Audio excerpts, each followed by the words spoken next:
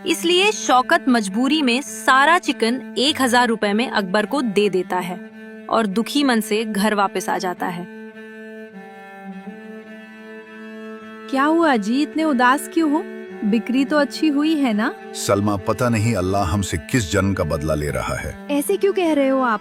साफ साफ बताओ ना, क्या हो गया है? शौकत सलमा को सारी बात बताता है। अब तो दोनों को कुछ समझ ही नहीं आ रहा था कि घर उनका कैसे चलेगा। उधर अकबर भी दुकान बंद करके घर पहुंचता है तो उसकी पत्नी फातिमा उससे कहती है, आ गए आप, लाइए जितनी कमाई हुई है इधर दे दीजिए। अरे बेगम जान, कभी पानी भी पूछ लिया करो। ज्यादा बकबक मत करो, मुझे पैसे दो। स्पष्ट रूप से बताओ कितना का धंधा हुआ? फातिमा बेगम, आज पूरे 30,000 रुपए का धंधा हुआ है। आज से पहले इतना धंधा कभी नहीं हुआ। अकबर अपनी बेगम को सारी बात बताता है कि कैसे उसने सस्ता मटन बेच के शौकत का धंधा बंद करवा दिया। अरे आपने मेरे मायके से मेरी बकरियों को इतने सस्ते में क्यों बेच दिया? मुझे पता था कि तुम यही कहोगी।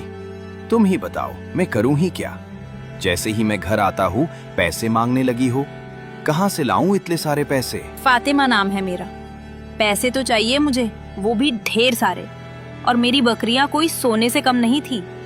अब से कल ठीक वैसे ही करोगे जैसा मैं कहूँगी। क्या करना है मुझे? जानवरों को बड़ा करने के लिए शहर में दवाई मिलती है।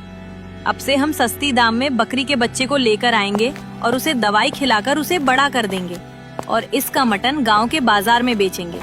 बकरी का वजन बढ़ेगा तो हमें मटन बेचने में भी ज्यादा मुनाफा मिलेगा, समझे आप? पर ये तो गलत है फातिमा।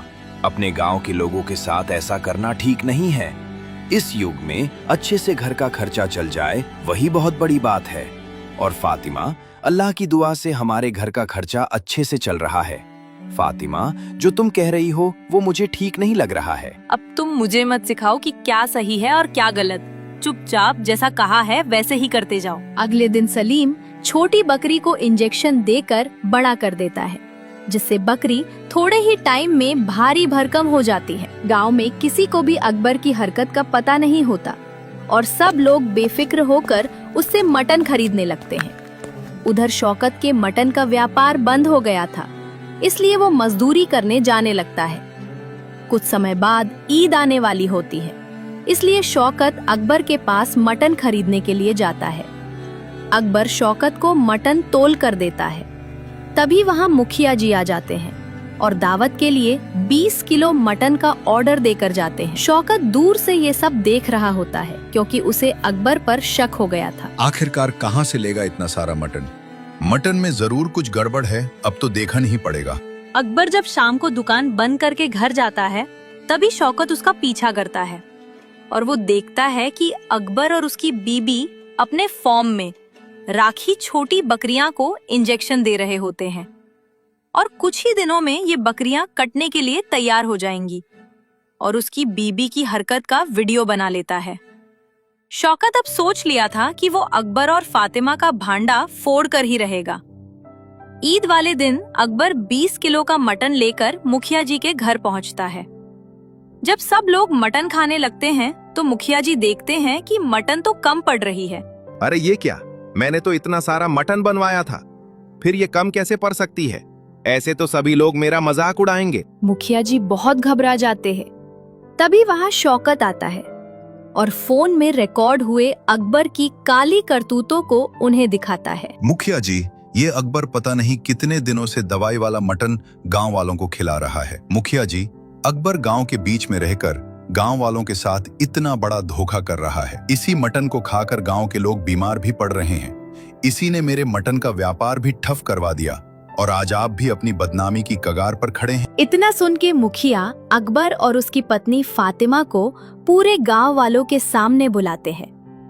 मुखिया जी अकबर और फातिमा की काली करतूतों को गांव वालों को बताते हैं।